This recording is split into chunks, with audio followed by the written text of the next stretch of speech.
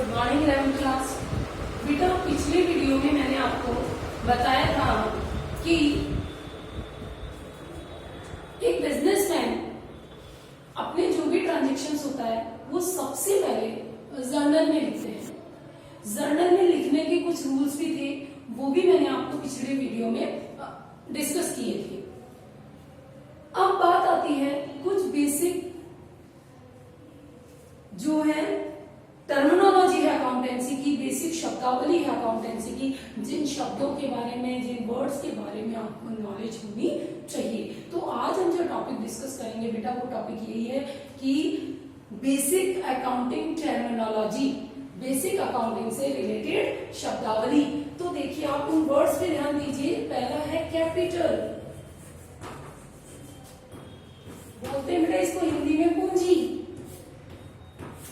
ध्यान दीजिए, मैं फिर कह रही हूँ, हिंदी मीडियम का बच्चा हो चाहे इंग्लिश मीडियम का बच्चा हो, उसे कैपिटल ये सब वर्ड इंग्लिश में ही यूज करने हैं। इस कारण मैं दोनों ही लैंग्वेज में आपको बता रही हूँ।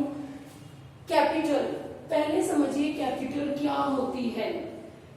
बेटा एक बिजनेसमैन अपने बिजनेस में जो भी पैसा इन्वेस्ट करता है उसे हम क्या कहते हैं? कैपिटल कहते हैं।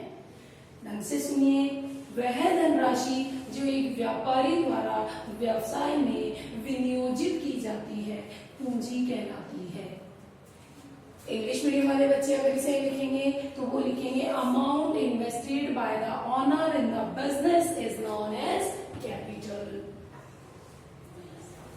कैपिटल मालिक लगाता है। अब ध्यान रखना, ये कैपिटल अकाउंट होता है हमेशा पर्सनल अकाउंट। कैपिटल हमेशा कौन सा अकाउंट होता है बच्चों? पर्सनल। अब आपके दिमाग में इस समय ये बात भी आ सकती है कि मैडम कैपिटल पर्सनल कैसे हो सकता है? पर्सनल तो किसी का नाम, फर्म का नाम, संस्था का नाम वो होता है पर्सनल। कैपिटल पर्सनल कैसे हो सकता है? तो उसके लिए भी मैं आपको अभी बता देती हूँ बेटा। एक बिजनेसमैन बिजनेस में जो पैसा लगाता है तो मालिक लगाता है, और अकाउंटेंसी में ये माना जाता है कि अकाउंट्स मेंटेन करते समय मालिक का नाम नहीं लिखते। मालिक का नाम नहीं लिखते हैं, ऑनर का नाम नहीं लिखते हैं। उस ऑनर के नाम की जगह कौन सा वर्ड यूज करते हैं? कैपिटल। इसलिए इसे पर्सनल अकाउंट बोला गया है। तो एक बार फिर से सुनिए, कैपिटल अकाउंट पूंजी। पूंजी क्या होती है? बोले वह धनराशि जो एक व्यापारी द्वारा अपने व्यवसाय में विनियोजित की जाती है पूंजी कहलाती है।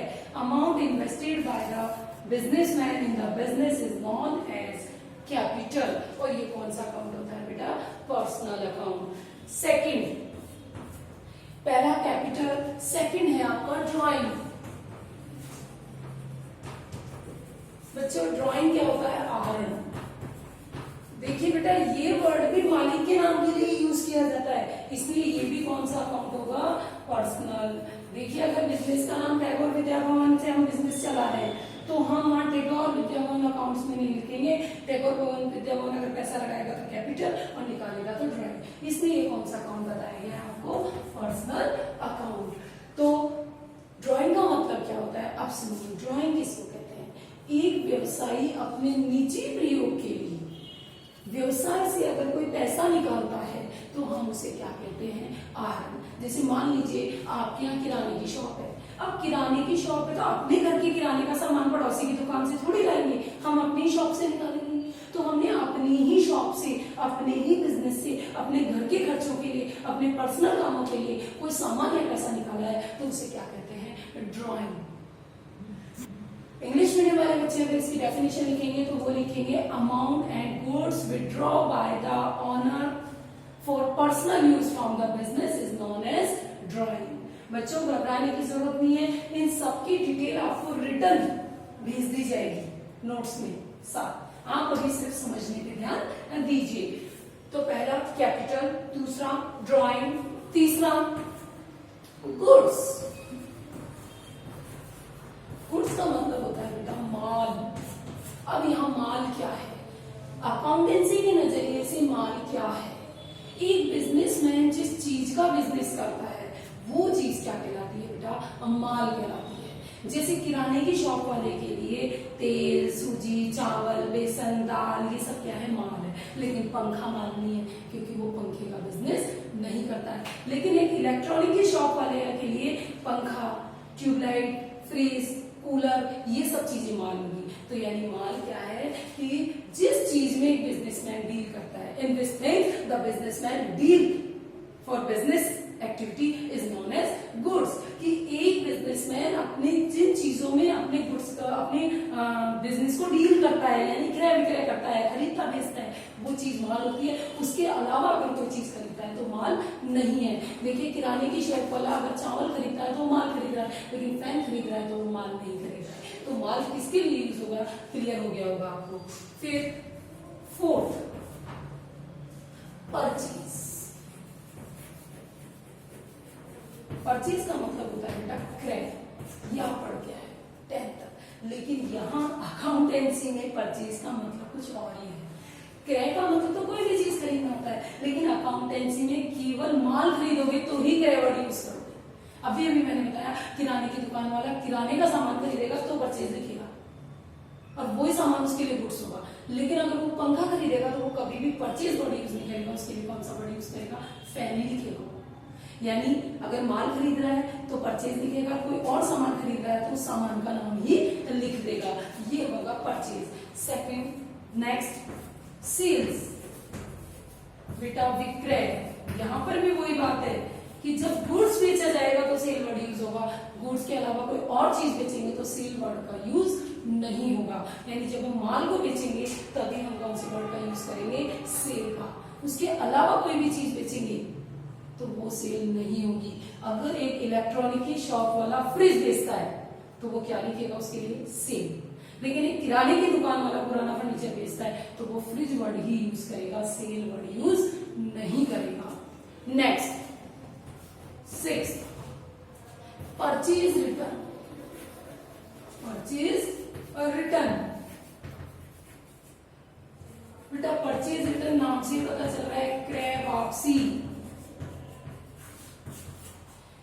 परचेज रिटर्न क्रय वापसी क्या होती है बच्चों, जब एक बिजनेसमैन खरीदा हुआ माल वापस कर दे उसी कहते हैं परचेज रिटर्न। जैसे मान लीजिए मेरी इलेक्ट्रॉनिक्स की शॉप है, मैंने 20 फ्रिज थोक में खरीदे। जब मैंने मेरे गोडाउन पे उन सारे फ्रिजों को उतारा तो देखा 2 फ्रिज तो डैमेज है, तो मैंने उन दोनों फ्रिज को वापस किया, यानी मैंने मेरा माल वापस किया है। और जब माल वापस करेंगे, जब गुड्स वापस करेंगे तो कौन सा वर्ड यूज होगा, परचेज रिटर्न। उसके बाद next 7th, sales return. Sales return, sales return विक्रय वापसी। विक्रय वापसी।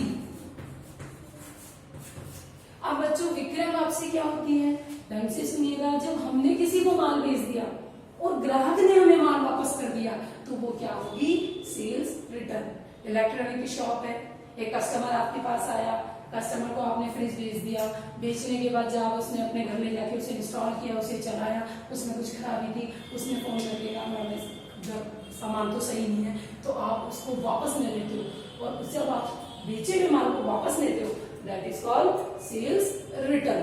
वो होगा विक्रय वापसी।